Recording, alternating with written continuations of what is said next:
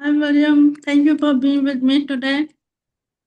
Hi, Kala. Yeah, it's great to see you. And, I was looking at And your socials and I'm so impressed with the work that you're doing.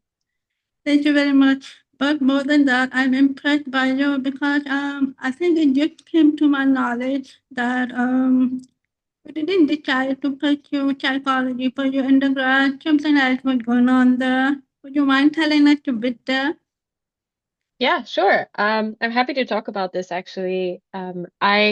Growing up my whole life, I thought I was going to be a painter. I was very passionate about fine art and I did a lot of painting. I did fine arts in my O and A levels.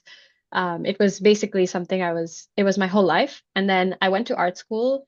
And after the first half of the year, I decided that I hated it and it wasn't the right thing for me to do, which was a bit of a personal crisis. But I didn't have a lot of options about what alternatives I could look at. And my mom was the one who said, "Oh, you should try out psychology. You know, you did it in your A levels. You know a little bit about it.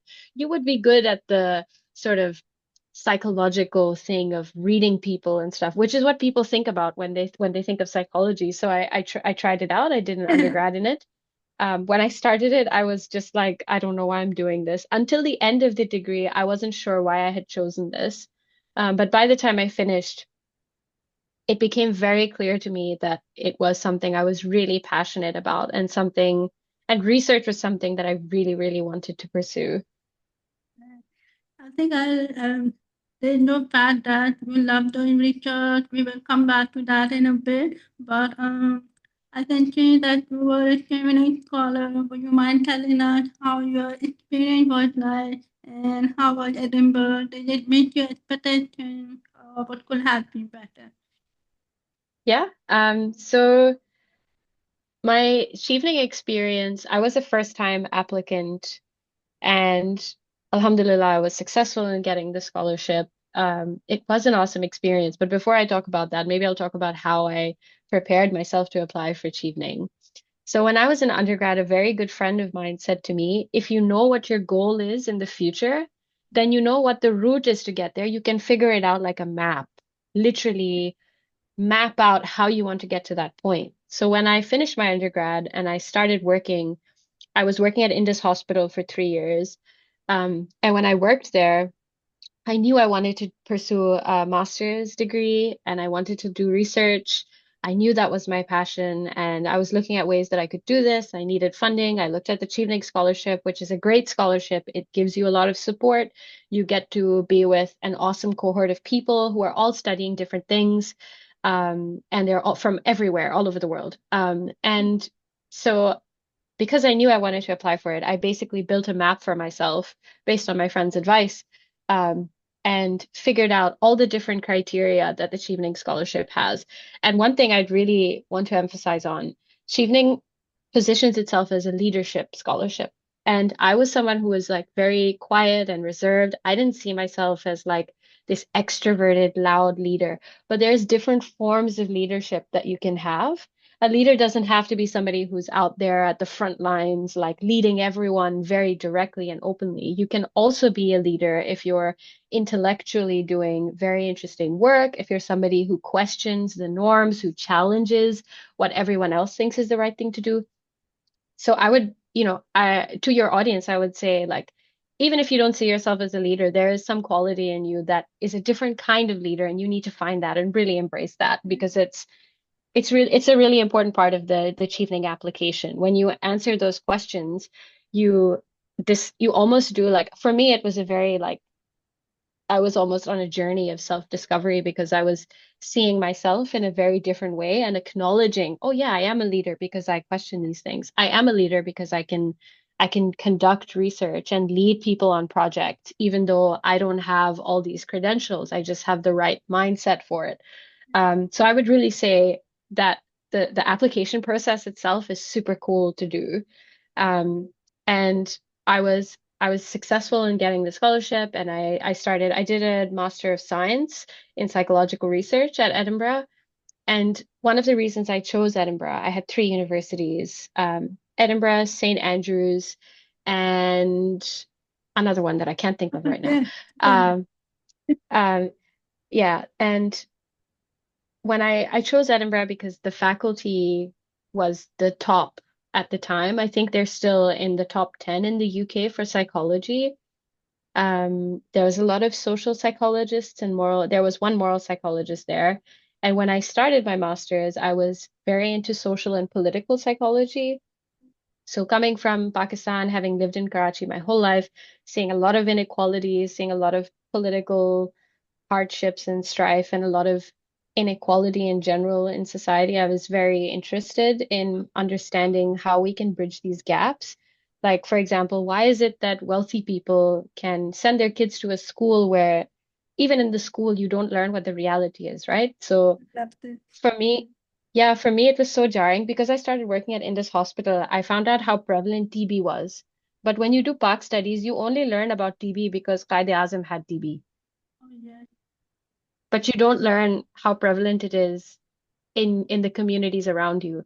You sort of grow up in this sheltered bubble, and it's very unfortunate, I think, that a lot of us don't know what these realities are, and it's super important, I think, for all of us to confront these things because as you go on an academic journey, as you're deciding what you want to study in the future, it can't be separated from the reality you live in. You can't just do something because it's like, oh, it sounds nice. It's nice. But does it really? Is it something that is connected to where you're from? Does it drive you? Are there any like hard problems that you're trying to solve? And so I went into Chevening with all of this sort of thinking, like backing me. And with the support of the faculty there, I really had an amazing time. Glad, I'm glad. And you're so right here, like the hard question we should be asking the graduate towards our application. But on that note, just to help out anyone listening today, what could be the difference between doing a postgraduate in psychology versus psychological research?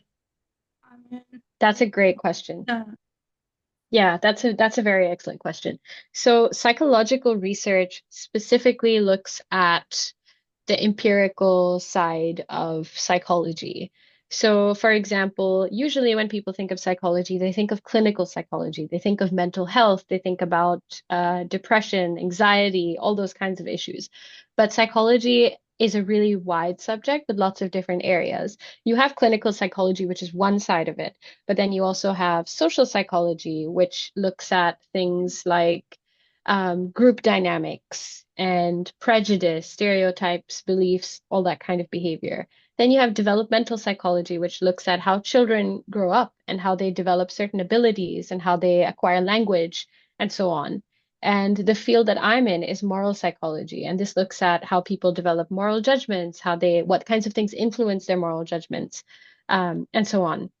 And psychological research is different from clinical psychology in that it allows people to study from a social or a moral psychological perspective, different social problems, you would say. So, for instance, if I want to study how AI is shaping human behavior, I can design a study on, for example, let me think of something, maybe how people use it. kind of something. Yeah, Yeah, so for example, how people use it for their homework. Like how are young people using it? How reliable do they think it is? And I would then, you know, I would get some young people who use AI and I would ask them a bunch of questions based on what I want to study. So I would ask, how much do you trust AI to give you the right answer? How much do you evaluate what AI tells you? And I can do this either qualitatively, which is like an interview, like you're having with me, or I can do this quantitatively, where I have scales where people can rate 0, I don't trust it at all, to 7, I trust it the most to tell me the truth. And then depending on like what mode you choose, whether it's qualitative or quantitative, you can then do the appropriate kind of analysis to come to some kind of conclusion or to find answers to a certain question. And that's kind of broadly how psychological research works. yeah. I think you played out really well because considering Chevening Pakistan, like every country, Chevening has their own interview pattern and Did you find it easier or harder to convince while you're going for psychological research? Because, like you said at the beginning, I can remember your career plan, your future impact determines what kind of program you want to go with. How was the interview process for you? So I was very nervous when I did the interview, primarily because in my application I'd written about a couple of very controversial things. So one thing was having grown up in Pakistan in the 90s and early 2000s, we grew up very inundated by this terrorism sort of thing, right? Like hearing a bomb blast was a very common occurrence in our childhood. And now I think about it and I feel, oh, like that's weird. And that's not how life is for people in the UK. But it was a big part of our lives. So when I did my Chevening application, I was telling them that I was interested in asking questions about radicalism and why is one man's terrorist the other man's freedom fighter? And what does it mean when your population is so divided on all these different elements like socioeconomic status and so on? And so going into this conversation in an interview, I was very nervous that I was going to say something that made me look like some kind of crazy radical person. But actually, I had a very candid and authentic conversation with my interviewees. I think they wanted to challenge me a little bit, but it was more that they wanted to challenge me to see how much I would stand up against the challenge or whether I'd Yeah, sort of repress what my perspective was. And Alhamdulillah, I was able to stand up to the challenge and say, no, actually, I think this, and yeah, I believe so and so, and I think that this is important. And if you align your values with what you're trying to study and pursue, I think it's easier to do this. yeah, And for me, the interview process was also, now that I'm thinking about it, it was a very fun experience because I think it was the first time that yeah, as an adult I was talking to a group of professional strangers who were asking me and challenging me about my research. yeah, yeah. I'm so glad you spoke about this because not to change your thunder or anything, but interviews are nerve-wracking, no doubt about it. But if you stand committed to your values and you go along with that, not caring what the outcome would be like, but you got this, right? You get to Yeah. be among the best psychologists, experts in the world, learning from them, and kind of moving forward. I want to know how was your first criminal journey like? What did you decide to do first after you graduate? Right. So after I graduated was, to be honest, Yeah, a lot of my friends on the Chevening scholarship had the same experience. You go on this big scholarship and you feel very important. You are the focus of these people. They're funding you, they're encouraging you, you have lots of events. And then you finish and all of that is gone. And it's just you on your own in looking at a job market with very um, low prospects. There's there are quite a few psychologists doing some super cool, interesting work in social psychology and so on in Karachi and in other parts of Pakistan, I'm sure. But the job market is not one that is open to people who just have a master's degree. There weren't any research assistant positions at the time that I'd started looking for work. So I had to fall back on doing online jobs. I developed my own consultant sort of work where I was doing behavioral analysis for NGOs that were looking at behavioral issues. But at the same time, I was doing the very glamorous job of editing people's articles online I as love an that. editor. It was it was remote work. It paid. I couldn't complain. I was getting an income. So it was. Amazing. Yeah, it's actually amazing. It gets to polish your own research, design methods and all. Yeah, and it's interesting because you get to see how much bad research people also make and write. And you do feel good about yourself, but it can be a demotivating place to be in to do sort of odd jobs and be distracted from this larger goal that you have. But it was a phase. And for about 2 years, almost 2.5 years, I was doing this. And then I had the excellent luck of connecting with the person who will be my PhD supervisor now, who said, "We've got this awesome opportunity at Oxford, and it looks like your master's thesis and your research interests really fit. So, maybe we should work together and maybe we can explore stuff." And I had actually connected with him on Twitter because I'd just been commenting on some academic work and he'd seen my comments and he'd like interacted with me. So, you know, it's amazing how much you can connect with Yeah, people online. And I would really encourage your audience also to do that. Like cold email professors that you think are interesting, contact people whose work intrigues you or you've just heard about them and you want to know more about them, reach out to people, connect. Also, people love to talk about themselves, so it's yeah. great to connect with people. Um, and yeah, so I was able to connect with him and I got this work at Oxford and I started um, really being able to apply the things that I'd learned at Edinburgh when I started doing this job. But it took me like almost 2.5 years to get here Oh, after my master's. well, I'm a big fan of going out of your life plan and coming back to it later because it's always like this. I know Yeah, anyone listening in, just because you got a prestigious scholarship with all the privileges, you are in that network for a limited time. And if I can express this in my own words, it's very frustrating coming back and knowing you don't have that. To be very honest, you don't have that intellectual community to back you up. Because once you yeah, graduate, you're floating in the universe and nobody will come in to chase you and you have to change your chapter. yeah, exactly. And Yeah, you were a Fulbright scholar as well, right? yes, I was on the Fulbright Yeah, scholarship for 2 years, and even before that, for around 1 month, you get that Fulbright spirit, and okay, I'm going to be among the intellectuals of the world. But just like your visa expires, you have to come back. I don't think we talk enough about this online. I mean, need to. yeah.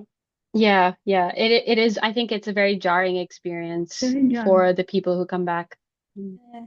So, on that note, I see you have been using Twitter to connect with professors. That is pretty interesting. I don't have Twitter. Do you recommend me to get on that? I think it would be great, based on your work as well that you do. I think it would be an awesome, like front for you to contact other young people who are really interested in looking at scholarships. Because I've noticed, Kala, your work seems really different from most educational consultants. I think you have something really novel and promising to offer other people. Twitter is great to connect with people, and it would be I'm not on Twitter anymore because I deleted it very recently in preparation for my PhD, so I can focus more. But I would also encourage other people who are listening and who don't have a Twitter account to really get into academic Twitter. It's very saturated. There's a lot of people that you can connect with. There's a lot of conversations. You can even just view as an outsider. You don't have to Yeah, interact with anyone. You can just see what people are saying and what they're thinking about and what they're arguing about. It's a learning curve. And a lot of people are also now academics are moving from Twitter to Blue Sky, but Blue Sky hasn't kicked off at the and level that Twitter is. So um if you don't have any like ethical issues with like Elon Musk owns Twitter now and that's a big reason for why lots of people have deleted Twitter. So if that's something you don't feel strongly about, then I would encourage you to go for Twitter. yeah, I don't feel very strongly about long march and all that, but that is something we can discuss for another day. Could you walk us through? Because I read your profile on LinkedIn, and the first thing that caught my attention was you are an incoming PhD scholar, hopefully at the National University of Singapore, and your research topic caught my attention. So, spill the beans if you can. Are you excited about that? What are you hoping to do there? I'm super excited. I'm leaving very soon. I'm leaving the UK very soon. So I have a lot of packing and logistics to sort out, but overall I'm very excited about the PhD. So Singapore has kind of uniquely positioned itself as a place that's flourishing in terms of AI research. And I want to study how AI is shaping us. Specifically, what I want to look at is this. Now, imagine in our everyday lives, we have people that we turn to for advice if we're in a difficult situation. For instance, I have a problem with my husband. I will call my mom and say, "Kya karu main? Ladai ho gayi," all that sort of stuff. I don't know what to do. And my mom will give me some advice, and maybe I'll listen to her and do exactly what she says. Maybe I'll be like, "Oh, I don't like what you're saying." Then I'll go to my dad and I'll say, "Daddy, kya karu main? Ye ho gaya," whatever, blah, blah, blah. So we have people in our lives that we trust, that we turn to for advice about some of our most intimate and personal issues. And people are, of course, not always available. They don't always have the bandwidth to help. There are some things that we can't talk to people about. They're too personal. And now we have these little devices. We have our smartphones that have apps now with AI on them. It's a chatbot that can talk to you whenever you want. It's not a real person, so it can't judge you. As far as your, or at least for most people, as far as their lay understanding of privacy will go, it can't tell anyone else what you're talking to it about, except the company. But that's like a third party, right? It's okay if they know. Um, and now, when we need advice, a lot of us are resigning to using AI and we're talking to it about our personal problems. We're talking to it about our moral dilemmas. Like, what should I do in this scenario? Did I do the right thing? Did I do the wrong thing? And I think that this is going to shape the way we think about these problems. So, we all have a set of skills that allows us to make decisions or to decide what is right and what is wrong. But we only have these skills because we've practiced them in real life. We've gone to our parents or we've gone to our friends and someone's told us, "Oh, you're being like really stubborn or you're crazy, blah, blah, blah." But the more we turn to AI, it's just going, the way it's created, it's just telling you that you're right and you're so smart and you're so great, or like, wow, that's a great idea. Um, and everything it's designed to do is to make you use it more. So it will just make you feel good, even if you're making the wrong decision, even if it doesn't understand real human dynamics, it doesn't understand the culture that you're in, it doesn't understand your context personally, not in the same way that a human being in your life would. And this is going to erode our skills. So it will become harder for us to know what is right from what is wrong the more we use it for these kinds of things. And that's what I want to study with AI. And specifically, there's the personal relationship side of it, but then there's also its use in healthcare, for example, and like industrial uses. But one other thing I'm really interested in is military applications of AI. So, for example, what we're seeing right now in Palestine is that people are using, the Israeli military is using AI weapons to orchestrate a genocide, and they're testing out weapons. Palestine has always been a testing ground for these kinds of things. But you have situations where soldiers are now using these, instead of drones, they're using these AI powered systems that say, this is the place you should target. This is the people we should kill. Yes or no? And you just have to decide, should I say yes to this? Should I say no to this? How long do you spend thinking about that decision? Because that ties back to your moral skills. How are you evaluating? And obviously military is the biggest moral scenario that you can face on earth, deciding whether you should take a life or let someone live. Yeah. And that is really the heart of what I want to study for my thesis, is how AI use is going to shape these our very, very important understandings of very, very important moral scenarios. Yeah, but it's so in line with where the world is going, and I'm so glad we have people, specifically researchers, going into the having some psychological, behavioral, economic input there. This is so important. Yeah. To what National University of Singapore, your primary choice, like you found a professor working in similar areas, any other university you were looking at, like very briefly, what was the application looking like? Yeah, so I looked at a lot of universities. I took a long time to apply for PhDs. Yeah, For about 2 years, I was in and out of, oh, should I do it? Should I not do it? Is it the right thing for me? But having worked at Oxford, now and conducting research and working actively with academics, I realized absolutely this is the thing I want to spend my life doing. And I have all these really important questions that someone's got to answer. And also, someone of my background, someone of my context, there needs to be more of us out there working on these big, important problems. And I had the luck of the person I worked with at Oxford actually moved to NUS a year ago. So for me, it was either that I stay here and work with some of the other people that I knew on interesting topics, and applying to Oxford is a whole other ball game for a PhD. It's incredibly difficult. Um, or I apply to NUS as well and I go there. And obviously NUS was my priority because when you do a PhD, the reputation of the university and the prestige is one thing, but a PhD is it's very closely connected to your supervisor and the kinds of research that their lab is doing, especially in my field. It might be different for other fields, but in my field it's really important.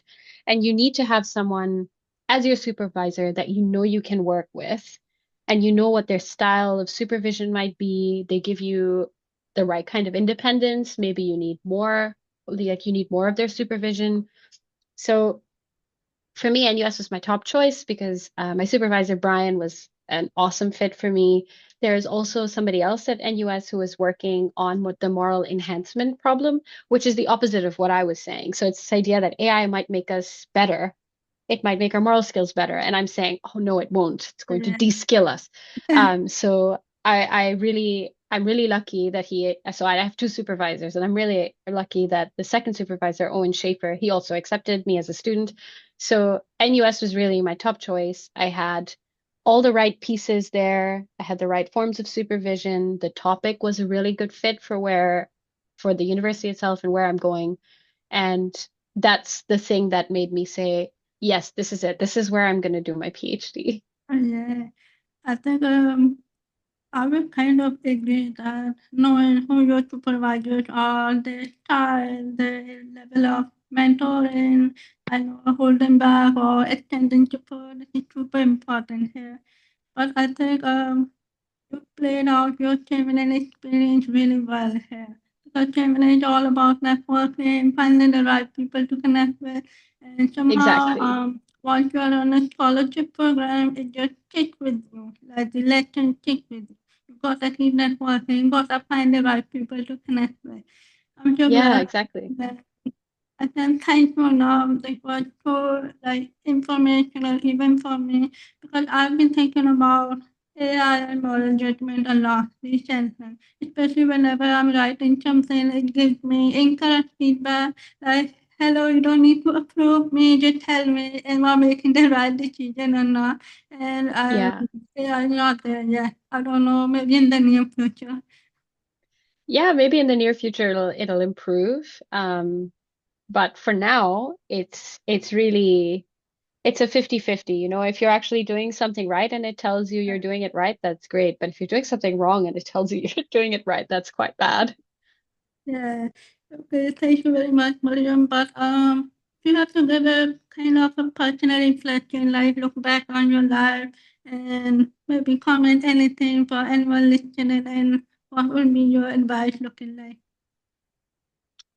So I have a couple of things, and I wrote down all these things. I said, oh, I don't want to sound like Uh, I don't want to sound really crazy or something, but I do have some advice for anyone who's listening. The first piece of advice I would give is to take your time and embrace uncertainties. You don't have to stick to a single path yeah, when you're figuring out your career, especially when you're choosing undergrad after A levels and after metric. There's a lot of pressure to go into these fixed sort of fields, but there is nothing confining you to those fields except like other people's expectations or what other people have done.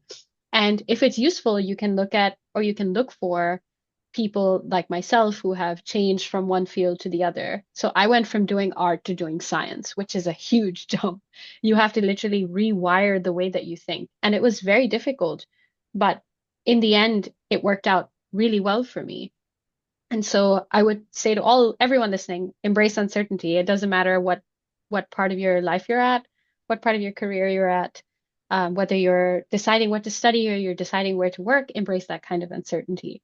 And a second piece of advice that I think is especially important for Pakistanis today in the world that we're living in right now is figure out what your core values are and figure out what sorts of things that come out of your core values can help your people and can help your society and your community. And it doesn't have to be your local community in Pakistan, it can also be your community internationally. Or other people around the world that you associate with, what kinds of things can you do that help them? Because when you pursue an academic area, when you try to gain knowledge in something, on one hand, you can say, oh, I got this great degree and I'm successful. Or you could say, I got this degree and I want to be successful by helping somebody or by giving back. So how can I do that? And when you do that, there's like a ceiling. Yeah. You peak sometimes, right? You've done your best by getting a degree. You've done your best by being popular in high school. That's the trope about peaking. But if you find something that really drives you, you will never peak because there will never be an end to how much you can do to help others or like how much you can learn to apply to the world in a way that's beneficial for people. So really push yourselves to attain that kind of value-based study. Yeah, yeah. I think I absolutely love these two pieces of advice. So I would love to hear more advice from you. But for the sake of time, I thank you, Maryam. Thank you for being with me today. And I can't wait to really tune into your journey in Singapore. Hopefully, I will see you there.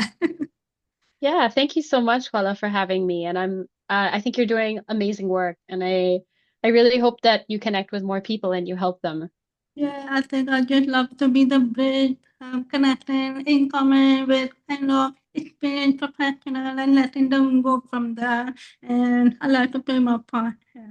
Thank you, Yeah, everyone. thank you so much.